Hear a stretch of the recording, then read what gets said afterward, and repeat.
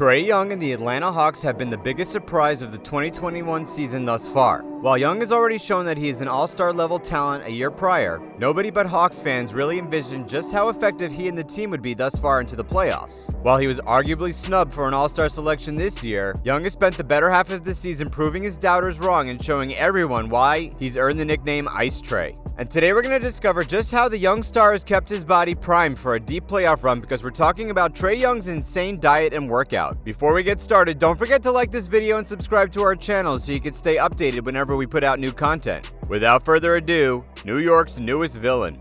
Trae Young's breakout season at Oklahoma showed just how skilled of a player he really is. With a propensity to shoot the long ball and always a threat to set up a teammate for a lob or corner three, Young's game seems to exemplify the current style of the NBA and likely the style going forward. But a major issue for many scouts regarding Young was his smaller than most 6'1" height and his slender stature. While he's excellent at creating space and resorting to the floater in the paint instead of meeting the interior defender head on, there is no way to shy away from the physicality on the defensive end of the court. So after a disappointing loss in the first round of the NCAA tournament, Young knew it was time to work on his body, texting his trainer, "I'm ready to get to work." So along with pushing harder during his workouts, Young revamped his diet to meet the needs of his predicament. In just 8 weeks, he put on 15 pounds of muscle and cut his already low body fat percentage from 5 to 2. But before this intense pre-draft training, Young wasn't taking care of his body like he should have. Like so many other college students, Young gave in to the easy options, telling GQ magazine that he was eating pizza and chicken strips all too often. Trae told GQ that Raising Cane's was his favorite place to order from, and that he loved it so much that he was eating it after every game and sometimes twice a day. When asked what would happen if he was drafted to a city without his favorite restaurant, he responded, "We'll have to build a Cane's." Fortunately for him, he was only 19 and his metabolism allowed him to get away with it for the time being. But once the NBA was firmly in sight, those chicken strips and pizza had to go right out the window. So Trae had the more difficult task of both eating healthy and gaining weight at the same time.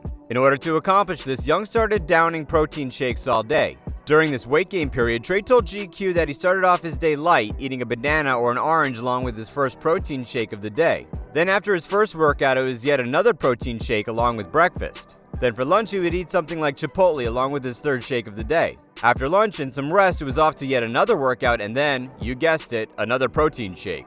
Trae even wrapped up his day with another shake right before bed. All in all, he was devouring 5 shakes a day to gain those much-needed 15 pounds. He's since stopped drinking as many shakes per day, but he has kept a high-protein and high-carb diet, switching over to a lot of grilled chicken instead of his Cane's chicken strips, along with the occasional steak, baked potato, and even mac and cheese. Trae's lean figure has been doing him no favors in the defensive end so far during his career, so if he's able to keep adding weight in the right manner, this kind of diet should be doing him some good.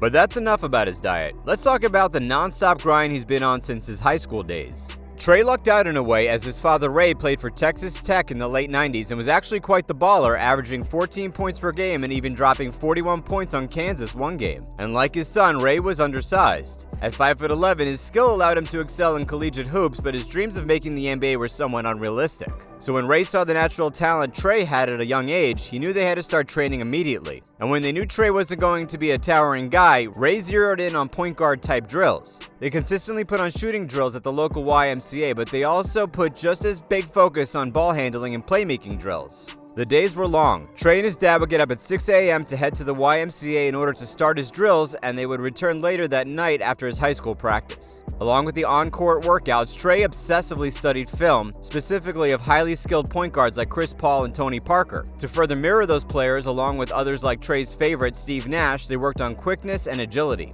Each of those players, and Trae now too, were and are so shifty with the ball in their hands, especially working off screens. So with all the training they had already worked on, it was time to get Trae some exposure to high-level play. So during his sophomore year, he left his AAU team and joined McCann Elite in Kansas City, which already had NBA alums like Willie Cauley-Stein and Alec Burks. So every Friday, Trae would leave school and take a plane to Kansas City from Oklahoma, work out, and play basketball for the weekend, and then head straight back to Oklahoma on Sunday. The schedule was grueling, but the amount of work Trae was already putting into the game of basketball was paying off. Now, just because Trae's in the league doesn't mean he slacked off, especially on his skill-based workouts. Ball is Life released a video of one of these training sessions just a few years ago, and it really shows how Young's offensive game has become so solid. Sure, he got plenty of shots up through the session, but it's his attention to detail on his ball handling skills that really shines through. Initially, he started with some 2-ball dribbling drills, where the second ball is passed in and back out while he's already dribbling the other ball. These type of dexterity and focus-based dribble drills have become commonplace for guards around the league, but Trae was also working extensively on his ball handling and playmaking out of the screen and roll. He set up a garbage can and works on several different variations of coming off the screen and either scoring himself or kicking it out to his trainer on the wing. This dedication to coming off the pick and roll has fueled Trae's main offensive initiator.